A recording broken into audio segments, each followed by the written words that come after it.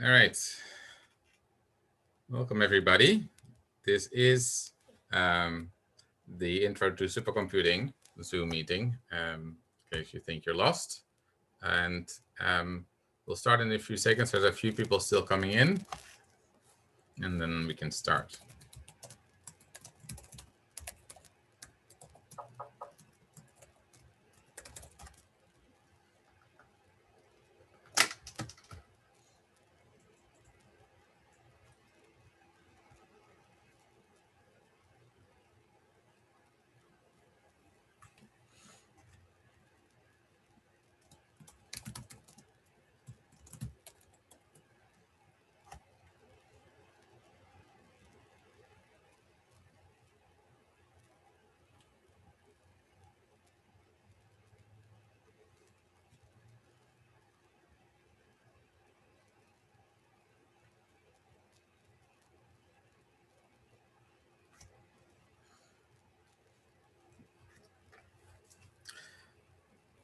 So as people are coming in, this is going to be a hands-on / office hour session.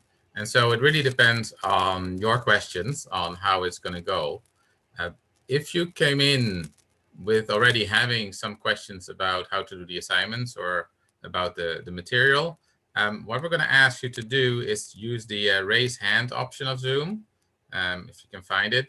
And that way we can count how many questions there are already. Because while we have over 40 people now present, if there's only about 10 questions, it might be easier just to handle them all at the same time. So if everybody sees all the answers, that might be nice. But if everybody has a question, we're going to split the group up into smaller sections.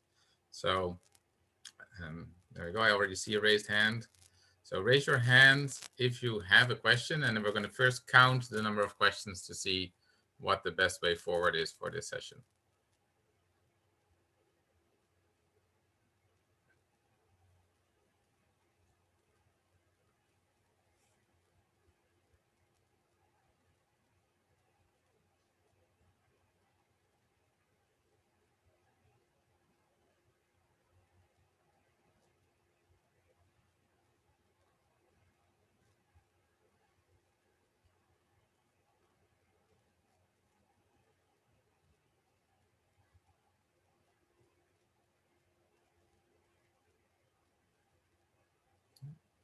For those people that just came in, if you have a question to ask in this session already, raise your hand, and then we'll see how many questions are there already. And then if that's just a few, we can start with those and then just do some exercises. If there are, like I already said, 40 questions, we're going to split up the group so that the different assistants here can help you separately. So far, I see 1, 2, 3, 4, 5, 6 raised hands. So that suggests we can probably just answer those as a group.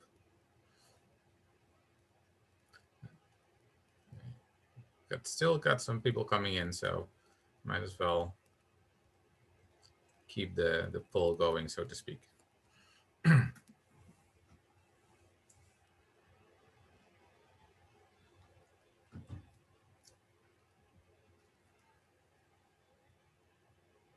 And as was just posted in the chat as well, to register your attendance here, the attendance code is 7. So go to the course website and click on the test. It should be saying test for day 2 or something along those lines. Start the tests and enter 7. I noticed a lot of people in the first lecture had no trouble doing this, so I'm optimistic that will be the same here. Okay, so we have about 1, 2, 3, 4, 5, 6 questions. Maybe we should just go one by one, if that's a start, and then if you come up with more questions in the same time, we can do that. So why don't we start with and I will ask you to type them in the chat. It's probably the easiest thing. If it requires you to share your screen, we can do that, but we have to activate that. if you can just explain it, then that is possible too.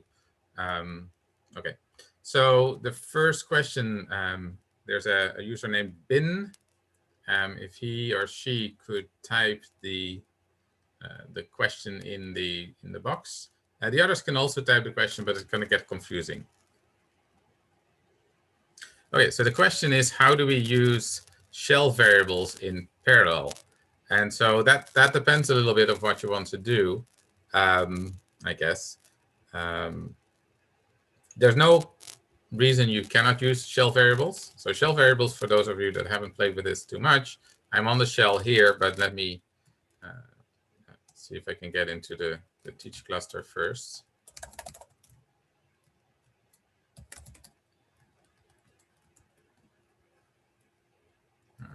That's me. I want to be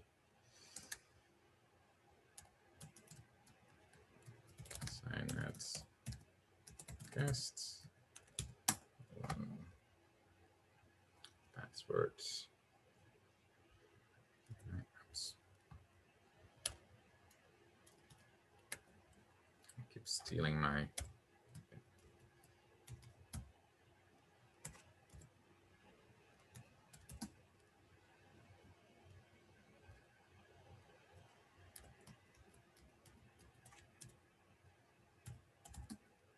Okay, so shell variables are not really much different from using them not in parallel. But if you're in parallel, here a equals 4. This is now a shell variable. If I echo a, it's there. But I guess the question is, how would you use it in GNU parallel itself? And that can be tricky. One thing that you could do if you have a script that uses variables is to run that script in GNU parallel. So to run GNU parallel, I would have to first load the GNU parallel command.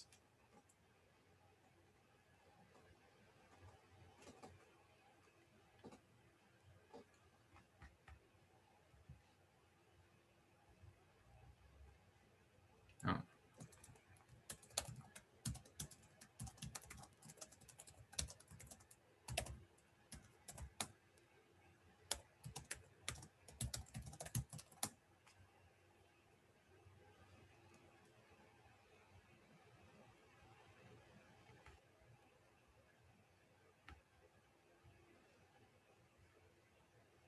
All right, so, sorry about that. Apparently, part of the Zoom meeting was overlapping with my terminal. So let me, okay, this should be better. Okay, so we've got GNU parallel loaded, and we can run things in parallel now. So I can say hello and say that a few times. Oh, this is interesting. I have done this a long time ago. If you want to silence this GNU parallel message, you have to promise that you will cite the author, which is fine. There we go. So suppose I want to use a variable. I just created a, so I can do $a, and then one of the cases would be a. But if you need to do more complex thing where every case has its own variable, it's probably easier just to write a script and have GNU parallel call that script. So we've seen a few examples where we set that up a little bit, but yeah, maybe that's what you do. Okay, so right, so the case that we have in our scripts, we have a bunch of the variables there, and that's no issue. If we could do, so let's say, so suppose we wanted to do echo a and then another number. So the other number is one of these, 1, 2, 3. That's 3 cases, and the first one is always a. And if you look at the code that we have, and I think I have it in my Scratch 1, less bonds. No, that wasn't it. Sweep. Let's break. Yeah, exactly. We have something like this. I can't highlight apparently. So those can stay the same. Wait, what?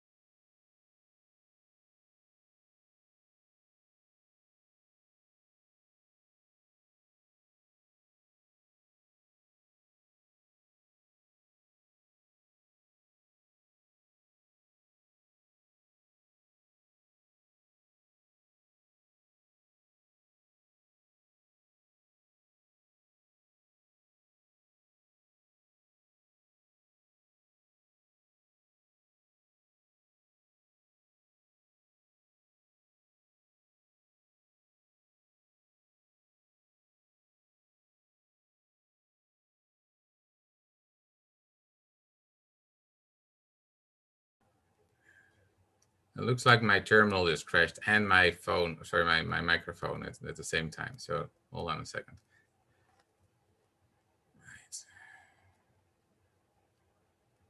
Right. Okay, let's get back.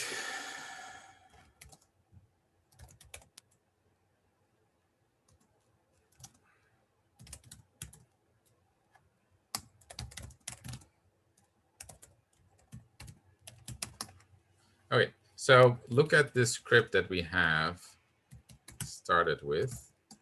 There are quite a few variables used there, x, t, dt. Most of them stay the same. So what I can still use them. The thing that doesn't stay the same is s here. So what we would want is this s to be variable, right? So if s is so let's consider a simpler case where we want to echo, so print out some variable a, and then some other variable, say it was this s, and that should vary. Now I've not assigned any of these variables names or values yet, so let's do that. A equals 1. But then s I still want to vary. So in GNU parallel, there's a couple of ways we can do that. In case that variable should be from a list, we can just give it a list.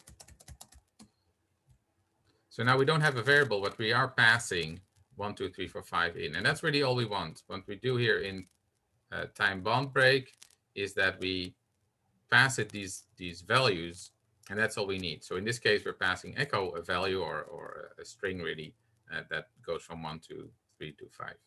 And I think in the lecture I also showed you a nice shorthand of doing that. In Bash, this works. You can give a range, and then it does it too. So that's what I would do with the other variables. Can all stay the same. They still work. There's no issue. They actually get substituted more or less, I hope, as you would expect. Okay, does that kind of answer the question, Bin?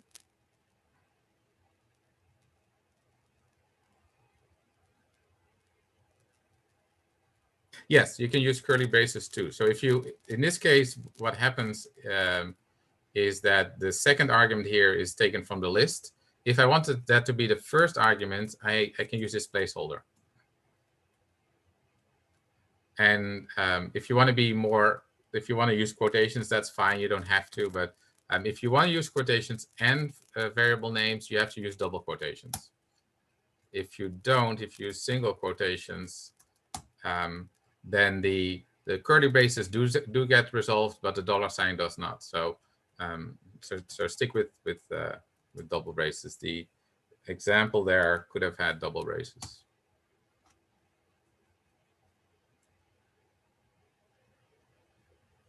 Make sense?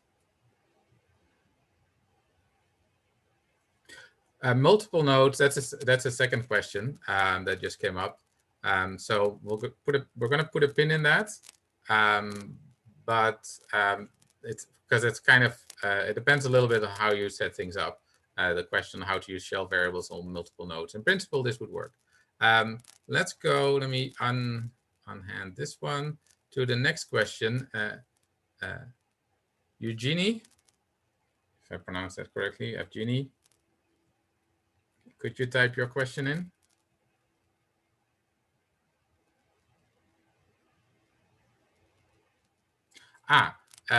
Using GNU Parallel in MobaXterm itself.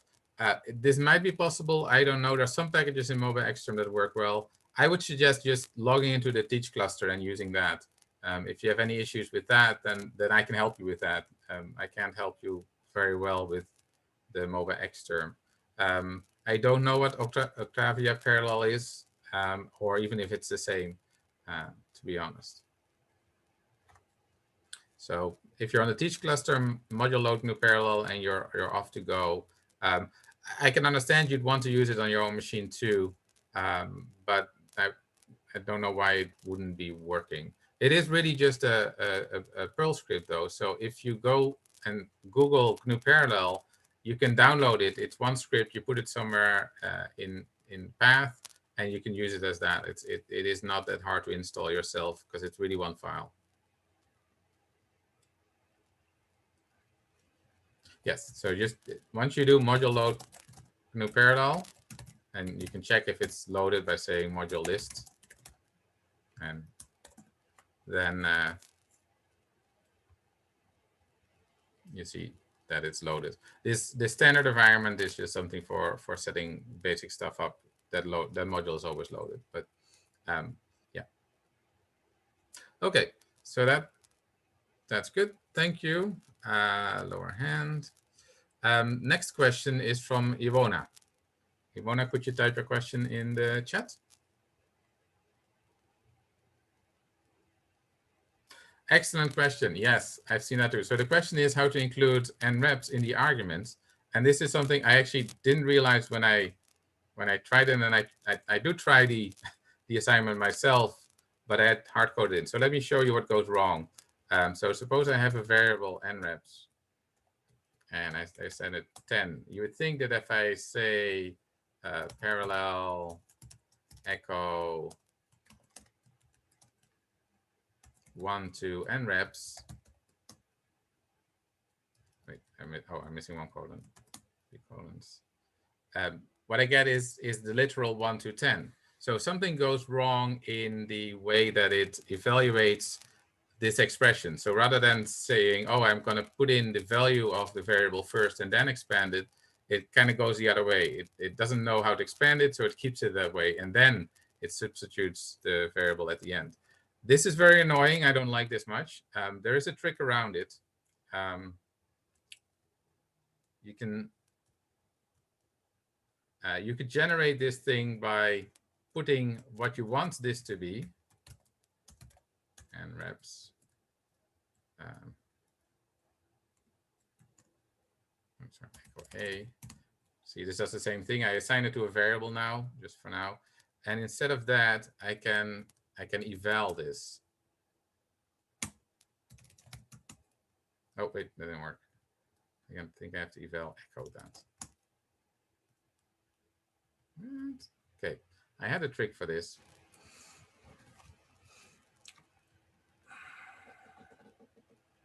Oh, yes, there we go. Yes, this is my trick. Let me just make sure it works before I, yeah, okay. So this is a bit nasty because we want to basically transform the order in which things are substituted. So this 1 to nreps is first going to get echoed, so it's printed, but then I take the output of that print and eval it, and then and put it into yet a new variable. So this is one way to get that range out. It's probably better to give it a good name. So call this range, and now that I have it in a range, I could give it to GNU parallel. So you kind of need a two-step approach there. GNU parallel, echo, and then I can do range, and that does work. Yeah, it's a bit of an annoying order of substitution thing. Oh, sec. So somebody's asking a follow-up question whether you can do sec instead of enough range. Yes, sec works too, and I have no big issues with that. It's the sort of older way to do it, but that doesn't make it wrong. I can read what this notation a little bit easier, so I introduced that one rather than sec, but that works perfectly fine. Yeah. Okay. Does that make sense, Ivona?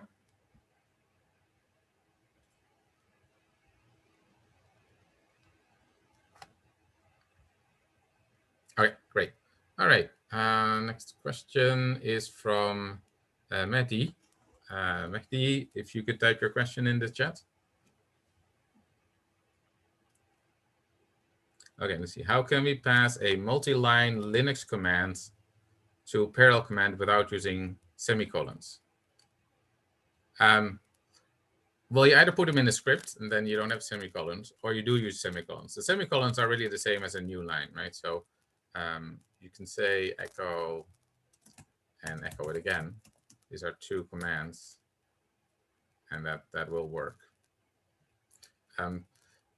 Now, if you have a larger script, you might just want to put these things in a script, and rather than calling it, just say script and then the parameters. Now script doesn't exist here, so but if it existed, nano script, and I just now in a script the parameters that you pass in are called are numbered, and so and then you get them back by using the dollar and then number sign. So I could type the first two arguments like this, for instance. This is going to be a bash script. So scripts now almost would work. You have to make it executable, and then it will print something. So now that that script exists, I can actually execute it with this range, maybe twice, and it does it. So if it's a complicated multi-line thing, I would put it in a script. That just makes it easier to not make mistakes. When the new parallel line gets too long and something isn't working, it'll be tough to debug.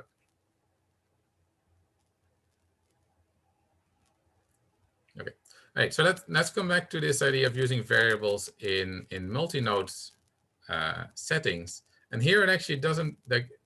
So you can use GNU Parallel. Let me move this over again. You can use GNU Parallel to launch jobs on different nodes as well. And if you want to do that, and it's not always that beneficial because you could just run 2 batches or 3 batches of whole node ones. But if you want to do that, probably the best way is just to look at our wiki. Make this a little smaller.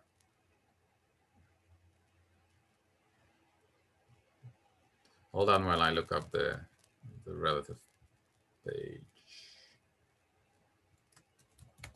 There we go.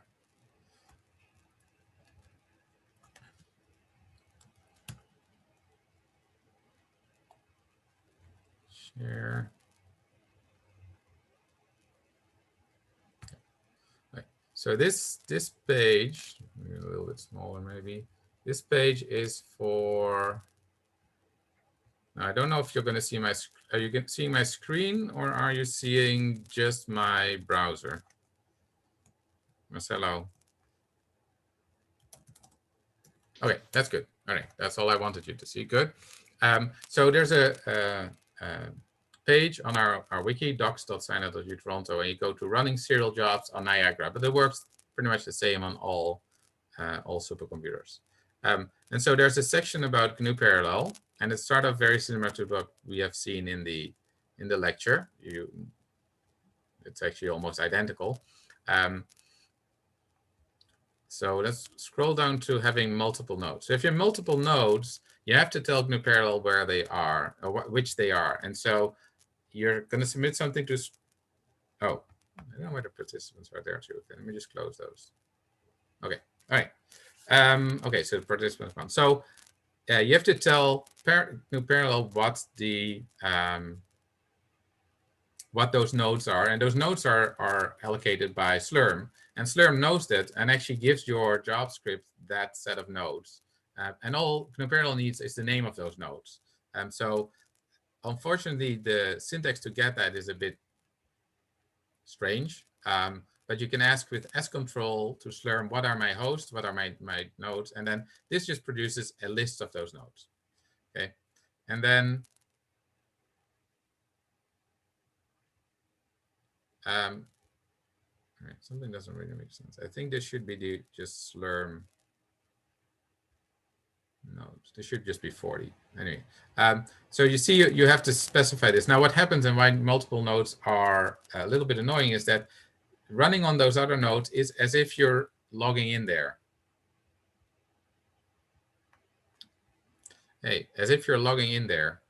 And so if you're logging in there, your variables are not necessarily defined. So you can use this -env option to Parallel to say, these are the variables that I want to pass on to the commands on the other nodes. You probably don't need all of them, although I think there is an option to do env all. That can be dangerous if the environment is close to full. There's a limit to how many variables and values you can have. So if you're specific, that's fine. So in this case, for instance, I want the path and LD library path. That makes sense if you've got any modules loaded. And OMP num threads is a variable that's needed for threaded codes. And so you'd want the same value, which is 1 in this case, to be valid for all. So that's how you would pass environment variables that you've already defined before here to all of them in the case of multi-node. And then in that case of multi-node, you have to say what the hosts are. So there's this -s option you have to add.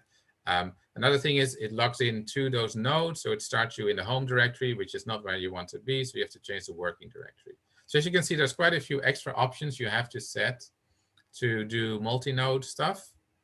And that is kind of why this should sort of be your second option. If you need it and you can use it, that's great. But it can also be harder to schedule more than one node, which means you might be waiting a little longer to get those 4 nodes, whereas you could have just chopped it up yourself into 4 submission scripts of 1 node, and then as soon as there's a node available somewhere, it starts running. So it depends a little bit what is the best approach. This is totally possible. If you had your own supercomputer sitting next to you, this would be the approach, but that's not quite the situation that we're in. Okay, I'm going to try and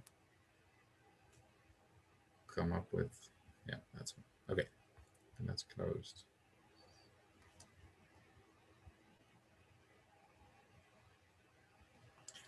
Okay. So do we have new questions?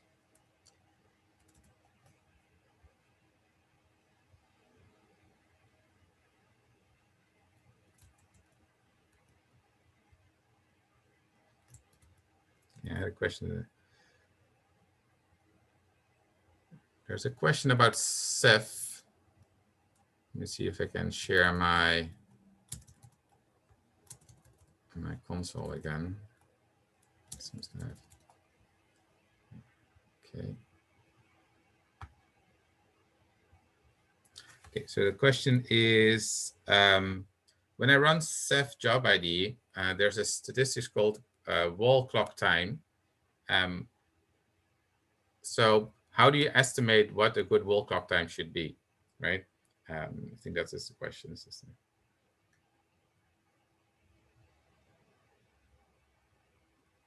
So let's see if I have an old, yeah, let's take an old one here.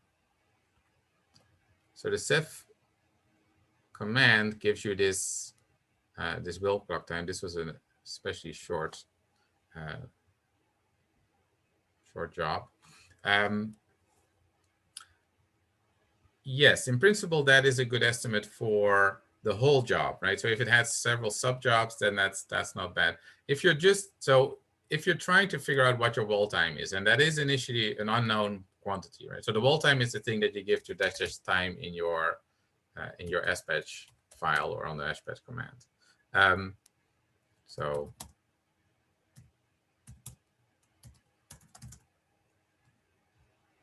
this one right here, because you probably don't know exactly how long it's going to take. First of all, even if you knew how long it took on your computer, you don't know how long it's going to take on the teach cluster or on the cluster you're at. So you have to measure that. And in this case, this is one of the reasons why we have the time command. We don't have to start with 69 reps. Here I started with 1 reps because I've been messing with it apparently. But what I would suggest is you just try and do a couple of reps, actually time them, and then just run it. If it's a small test like this turns out to be, then this will give you an idea of how long these repetitions take.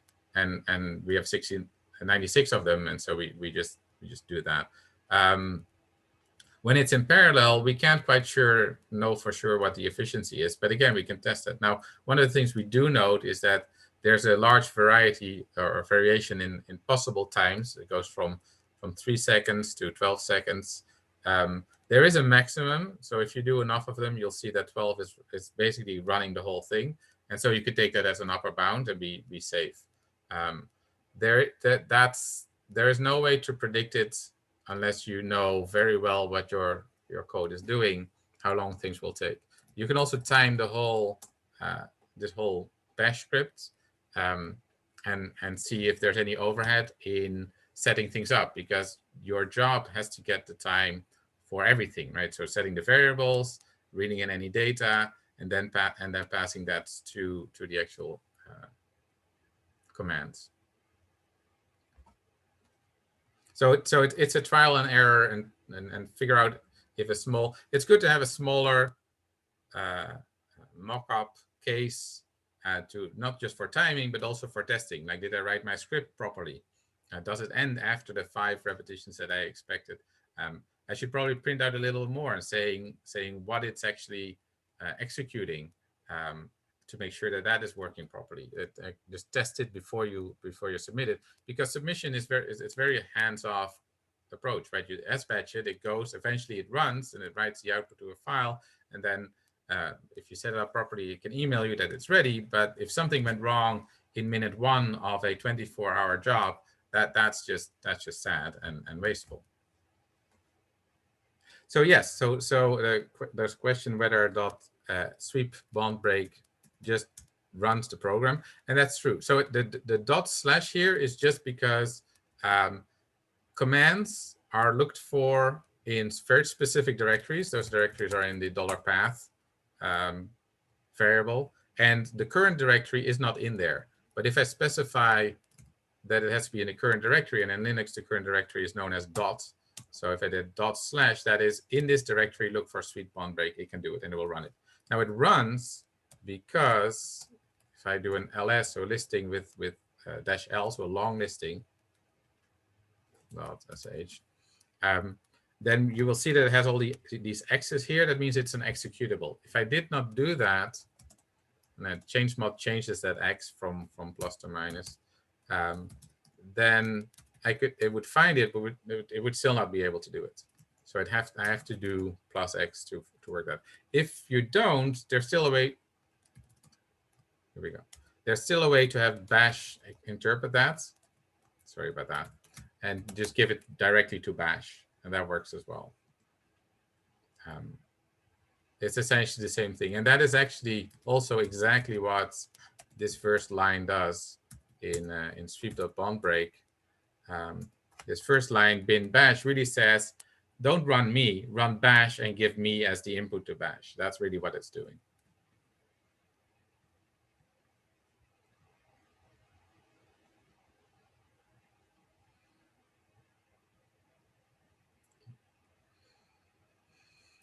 Any other questions?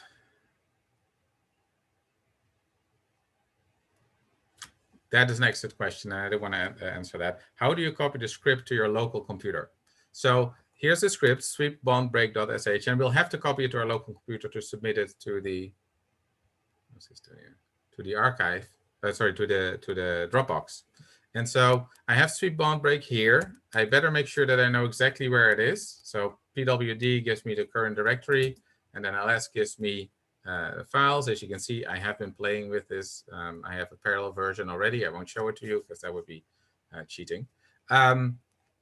So I want to copy, say, bondbreak.sh back to my own computer. So the problem here is that the teach cluster does not know where your computer is. So usually the command to do that would be scopy. So the equivalent copy commands to the SSH command that you use to log in. But there's not, so I could do scopy sweep bond break sh, and I would have to give your computer's IP address, and it would have to have SSHD installed, etc. That is typically not possible. This works well if you have an accessible machine somewhere. So you have to go the other way around. So let me see if this works. So I'm starting a new terminal. This is local. And let me make a directory for this course. There's nothing in it. Here I can now start the scopy command. And because the teach cluster's IP is known, I can just say teach synets utoronto.ca. That was the name of the cluster. I'd have to say my username. I was using my own username, so arson@teach. It's kind of like what you do in SSH, and then colon, and then you give the location of the file. So to be very explicit, you would give the whole directory. I'm trying to copy this here. And then sweep bound break sh. Now that's great. That's where it's supposed to come from. I also have to give a file name for where it's supposed to go. So it will go in this directory, bound break.sh. And then we'll copy it over, and then here's my file. There are ways to make this long path shorter, but that's but to be honest, this is the essence of it. You could use environment variables, you could do, but the Scratch directory is a bit long, and it's probably safer just to copy it all as it is, rather than get the wrong thing. There's ways to copy whole directories as well. If you want the whole directory, you have to do -r, and then you can do a directory as a whole. There's a lot of stuff in here, but there's the directory. Does that make sense?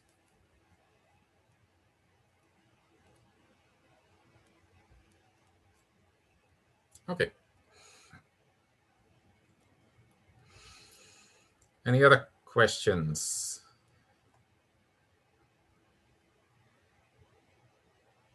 Okay, so these are good questions. Somebody has tried this out, obviously. Ben says, does the CPU efficiency decrease when we parallelize it? And why does the memory utilization increase? So let's do the second one first, because it's kind of easier to understand. If one process takes, say, I don't know, this takes maybe 100 megabytes. If we run 16 at the same time, and they're all in memory at the same time, that would take 16 times as much memory. So the memory will increase with the amount of things we run at the same time, assuming that they take roughly the same amount of space. And these guys, in fact, do. So that's not so strange. You run it at the same time. And what Ceph does, so let's get back to this Ceph commands, is very literal in a sense. So it says, well, you asked for a certain amount of memory, and then you use a certain amount of memory. The way that the teach cluster is set up, and also Niagara, is that you actually don't ask for memory. You get all the memory. Unfortunately, Slurm then says, oh, you asked for 0. That's not true. So the memory efficiency in this system is completely meaningless, but it will tell you how much is utilized. And so that is a meaningful quantity. If that happens to go close to 30 gigabytes, the next run you might run over memory if you make a slightly bigger system, say. So that is useful. The efficiency for memory is not. The CPU efficiency is actually very funny, because this is, maybe I have an older one that, yeah, this one is better. So this one is one of the GNU parallel cases, and it only had, no, that's not right. Yeah, I think this is one of them. So it only had 10% CPU efficiency. So it sounds a little bit strange. In your serial code, you're going to find that the CPU efficiency that is given is close to 90% or higher, 95%.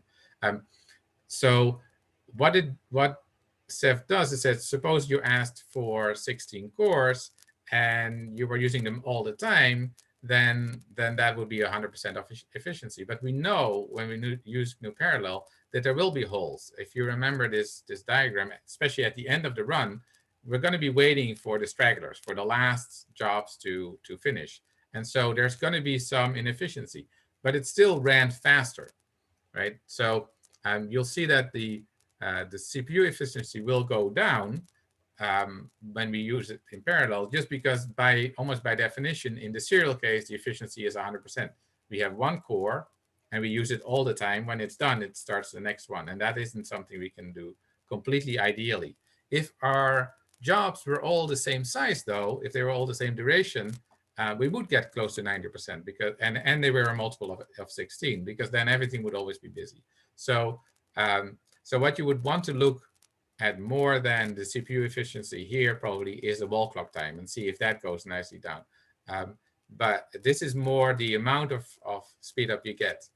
One thing you could play with if you wanted is to see if, say this efficiency is of the order of 60%, I haven't tried it out exactly, run instead of 96 cases, run 200 cases.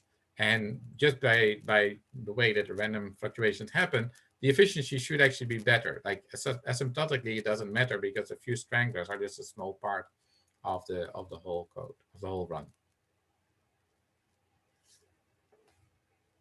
Okay.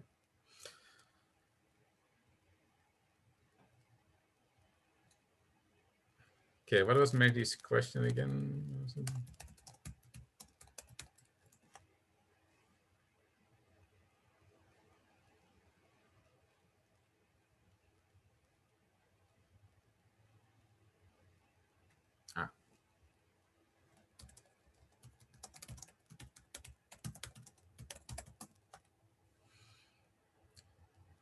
Oh, there they are.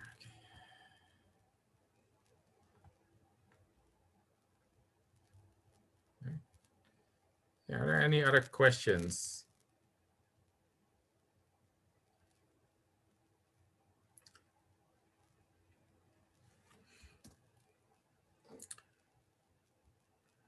Okay, let me ask some questions then myself, which you can answer by raising your hand. Let's just use that.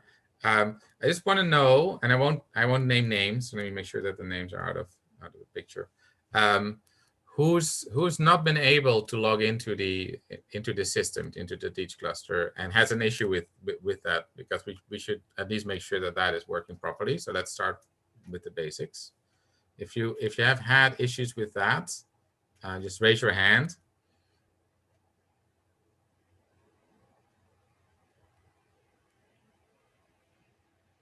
Looks like everybody's in. That's good. That's good. Okay, so one person is there. So I'm gonna. Okay, we have one hand.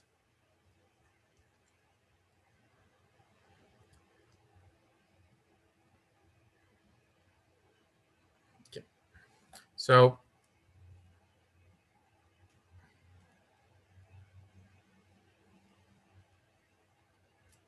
to log in, so are you on a?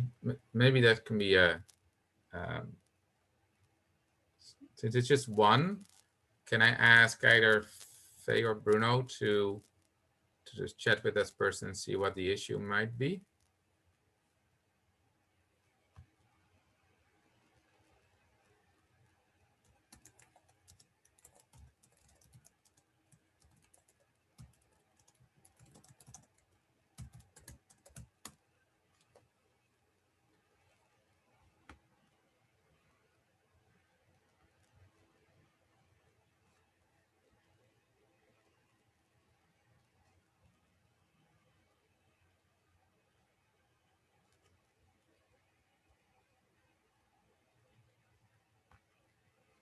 Okay, so I'm hoping that that can be just resolved offline. It is important. Okay, so next question then. Let's see.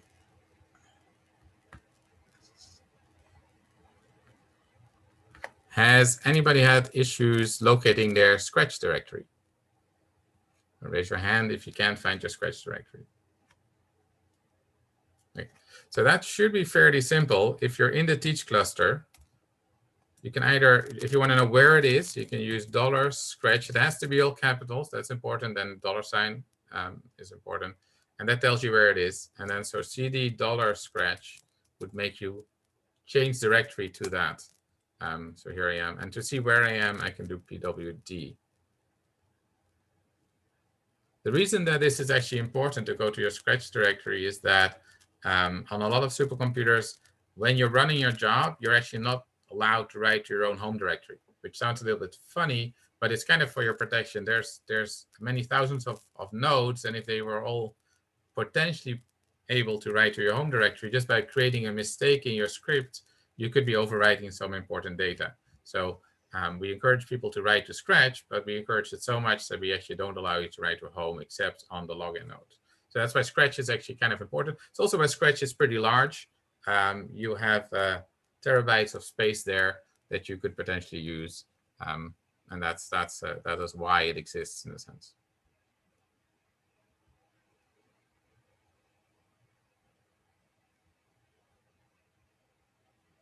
Right. So you could so the typical workflow that people would use is they would start in their home. They would have some code. And they either have to write a script around it or compile it or something like that. And then at some point they have an executable and some code, some JavaScript that ideally gets copied to a directory in Scratch. So here's your code. You go to Scratch and you try to use it. Now in your code, you can access home as a read-only system. So so somewhere in here you will have your run, make directory run. Right there, run. So I'm in Scratch. Yes, I'm gonna run, and here's where you would create a JavaScript, and then you just lots of pound signs, etc. Right? Bin dash.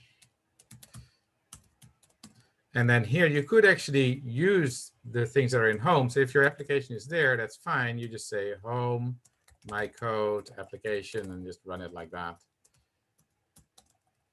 Right? But the output, the output should go to Scratch. And so actually the sbatch command will check that for you. Yes. And will tell you when things are wrong. Oh, it's actually going to do that. This should fail, but in any case, that's the idea. And there should be an output file once it's done.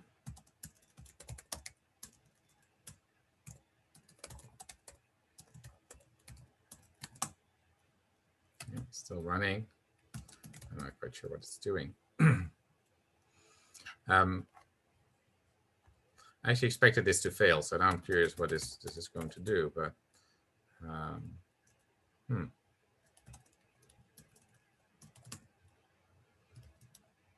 just cancel it. See what happens then. 6.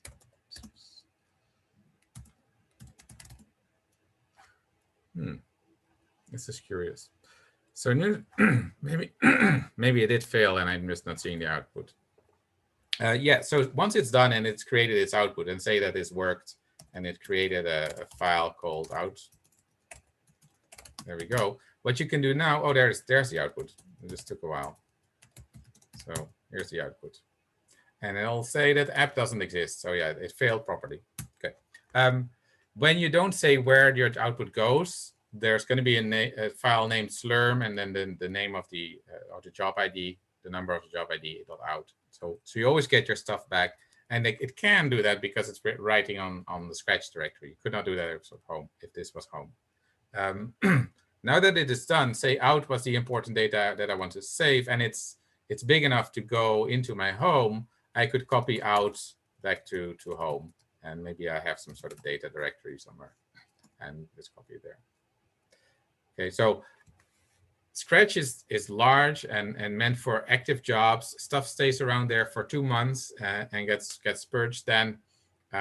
So the idea is that is your working space. Anything that is sort of precious that comes from it, you should eventually move off of there. It either is active and all the time used, and then that's fine, or it's some result that you need to save. You can save it in home. Some groups get a special space which is larger than home and backed up, called projects. Others just copy the data back to their own institution or their own department servers. It all depends on where you want the data to be. Some people push it to an archive system that we have called HPSS. So it all depends. The clusters are really meant as computing machines, not as storage machines. And so while there is a lot of storage, most of it is meant to be temporary or to be project-based. So that's Scratch and home. And so when you're writing your jobs, you're almost always on Scratch. And just keep in mind what is important should be put in home. Is there anybody that wasn't able to find the course code? So the stuff in this directory. Oh, apparently I can't.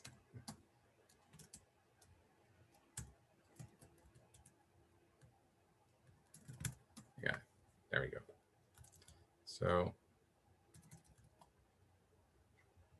it looks like everybody found that. Raise your hand if you can't, but this is where it is. It's all lowercase. There's an underscore here. If you ever copy and paste from the slides, you can try that. In my experience, underscores do not survive the copy paste. So if you try to do this with a space in it, it's not going to work.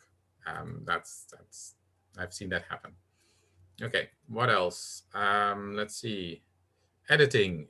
Anybody have trouble editing the files?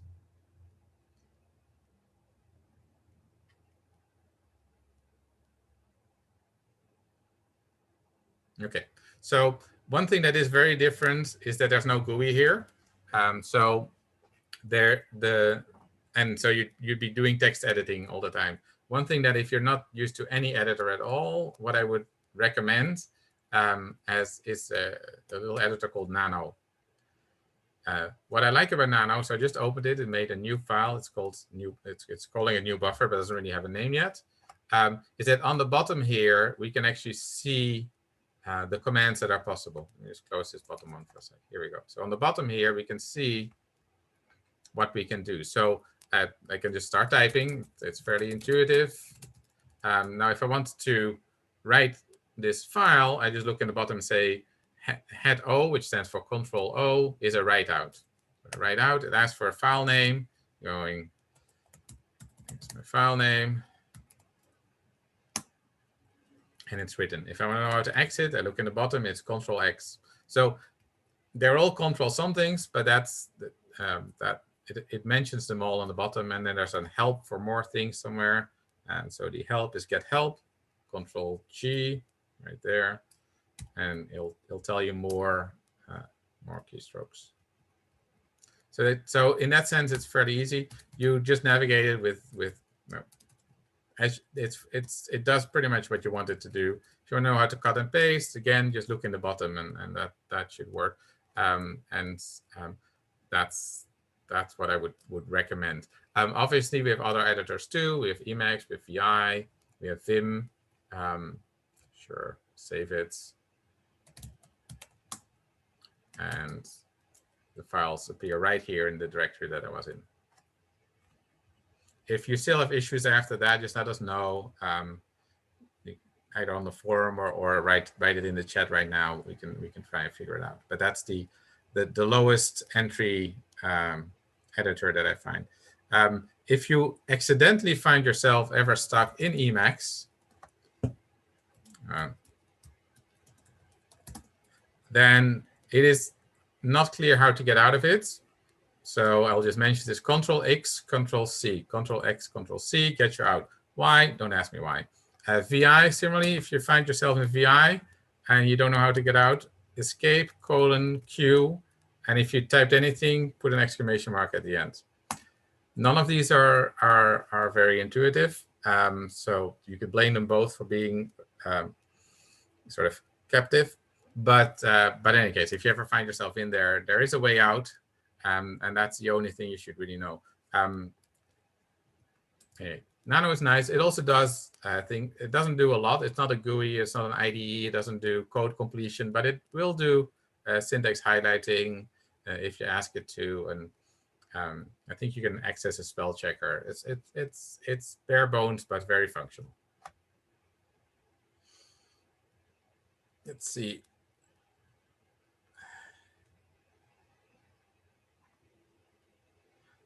Let me mention one more kind of useful thing if you're testing things. And I don't know if anybody is currently testing a lot, not too much. If you want to test things interactively, so a whole bunch of you are on the Teach cluster right now, as I can see. That's good. Let me show you a few things to keep that are useful if you're trying to do interactive testing.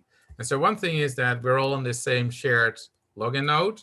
The name of the login node can be found by doing host name, and it says it's teacher1.signer.local. It really is just teacher1 for short. All the other ones, all the other nodes are called teach something else. They're compute nodes.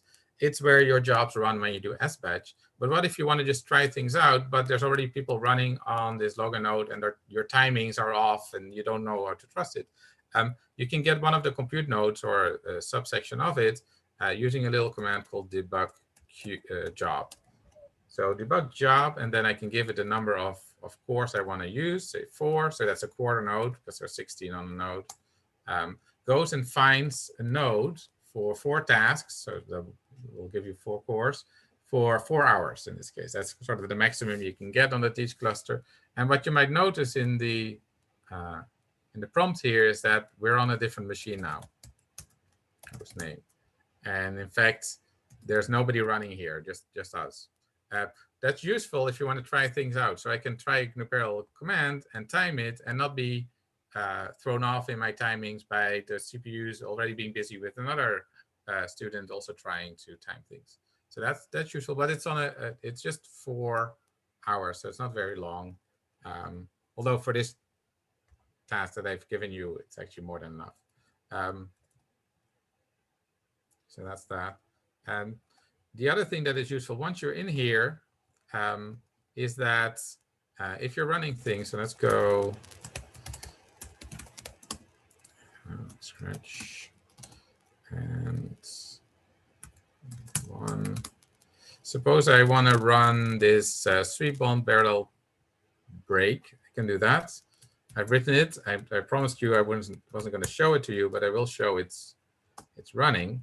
So now it's running, and it does something, but it's just hanging there. I redirected all of the output to files, which is a good idea. But I can't see what's going on. I can't see if it's running in parallel or not. There's a way to do that to see if it's running in parallel. There's a useful command called stop. Now, if I run top on any then it will give me all of the processes that are running ordered by how much time they take. So let me open a new window here and type it on my own machine. And you'll see top, and you'll see Zoom is running here, understandably. And I've got some Chrome running there and some audio. But I can't type that anymore here in my Teach 36 because something's already running and I don't have a prompt anymore. Now, that's OK, because I can log into the Teach cluster again. And then I can SSH into this specific node. You can only do that if something is running there, but when you have something running there, you can do that. And now I have a prompt, and I can type top. And it will actually show me what is running. And it actually shows me there are quite a few Pythons running here. In fact, more than 4, which might not be ideal. But in any case, it's showing you how much CPU it's taking. So that should be close to 100%. Something is off with this script. That's OK. That's for me to fix. You can see how much memory it takes in the percentage. These things don't take a lot of memory, so you hardly see anything. You would also see if something is idle or stuck waiting for I/O. If the S column here, the state says D, it's basically waiting for I/O, which is sometimes necessary and sometimes a sign of trouble. So the top command is very useful, and it's sort of a live version of SF if you want, right? So I'm seeing here quite directly that things are running in parallel. If they weren't running in parallel, I'd see only one Python running. So it's a quick check to see if it's running without having to wait for the end of the job and seeing that it failed. So again, useful for sort of debugging and testing.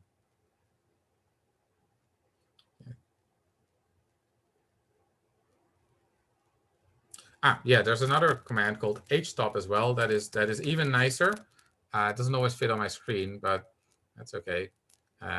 So htop shows this a very similar but colorized version of top. It's a bit more sensible in that it shows the full command, so you can see what bond break parameters I have, or roughly. But this is a more picturesque representation of the 16 cores that are on this node, and I'm only using 4. And I'm using 4 because I've only asked for 4. The other 4 are available for somebody else to use, but they are at least running flat out 100%, except when they're not, and that's because they are done. So if they're done, this guy here stops. Good. Done.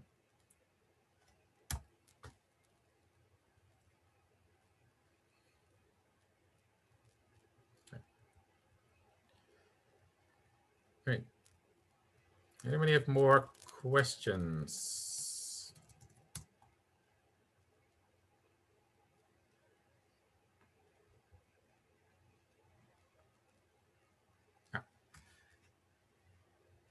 Somebody's getting an error with bond break time. Missing parameters if your command is in double quote, but not if it's single quotes. Okay, that's going to be very specific to the syntax. Like, we'd have to see the command. If you don't mind cut and pasting the commands, it won't add, then we can maybe see it more easily.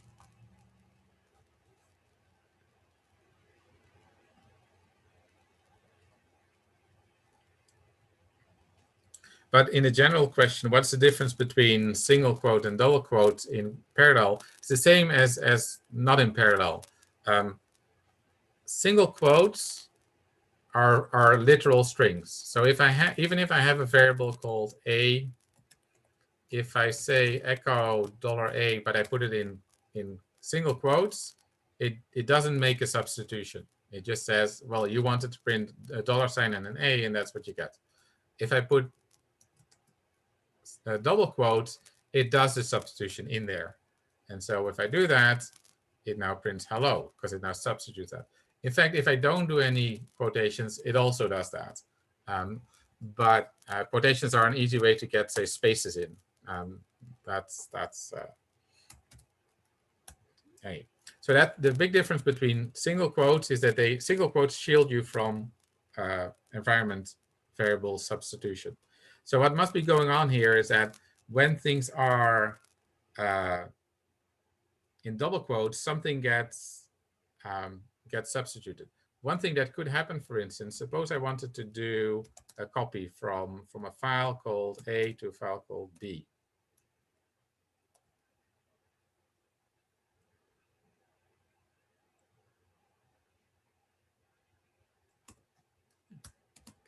Now, there's no A, so let me make an A quickly. Okay, now there should be a file.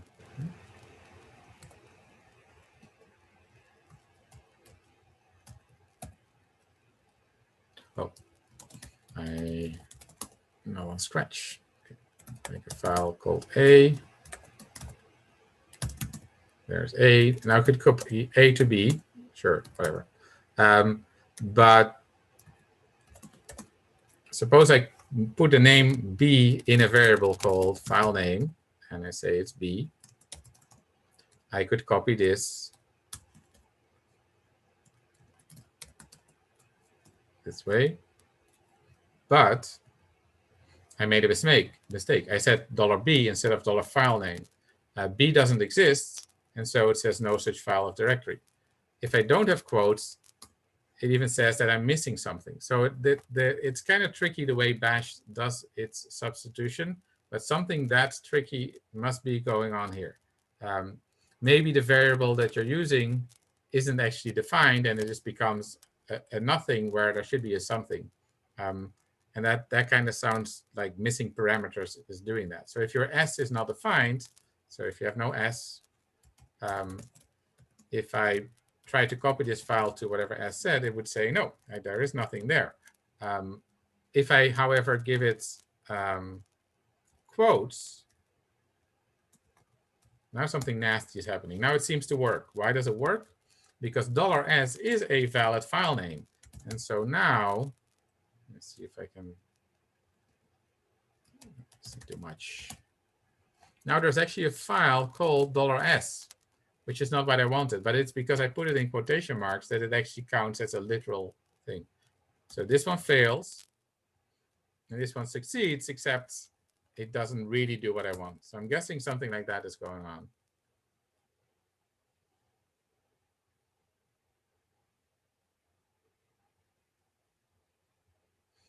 Are there any other questions? Anyone? If you still have issues, just put it in the forum, and it's probably easier to do a bit of back and forth afterwards.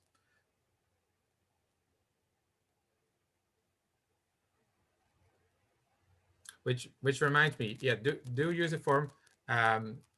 If there's no more questions in a few minutes, we might as well close the session. That's okay. But yes, the forum is a great way to you will see other people's questions too. You can answer them as well. That is perfectly fine. We're monitoring that. I wouldn't say all hours of the day, but more than this 1.5 hour here. The assignments are kind of due this evenings at midnight. That really means that before tomorrow's lecture, where I'm going to see what went wrong and explain what the right solution is, and then I also have some words of wisdom. I will only look at those things that were submitted by midnight. If you submit them through Friday, even after the lecture, I don't really mind as long as it has the output that shows that you were running it. The point is here participation, not complete mastering, because that seems like a really high bar for something that's just a few days. Okay. Also, if anybody was late joining in and didn't hear the session code and hasn't taken the test yet, the session code for this for the attendance test on the website is 7.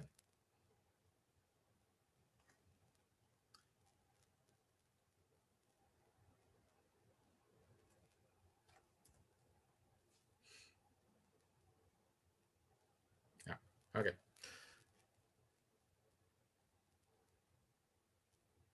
Any more questions?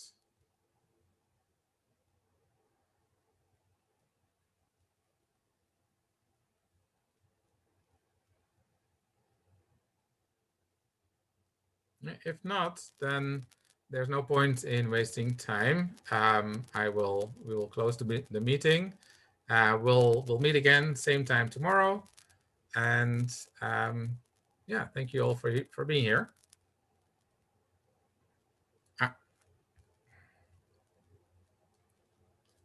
The video, it takes a little while to post-process it, but we'll post it on the website sometime today for sure.